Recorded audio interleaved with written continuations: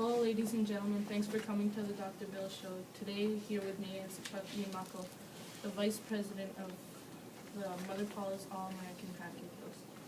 So, can you tell us what your plans were for the Pancake House?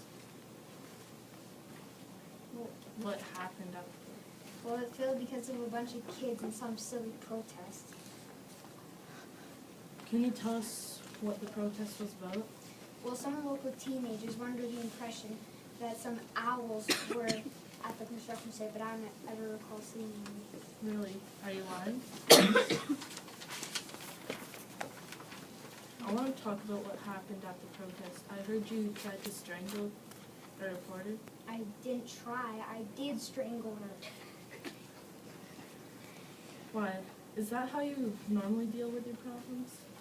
Because she was annoying me, and that's how I deal with my problems. It helps me get rid of my anger. Do you need anger management? I have a guy for that. I don't need any more help from you, know-it-all. Security!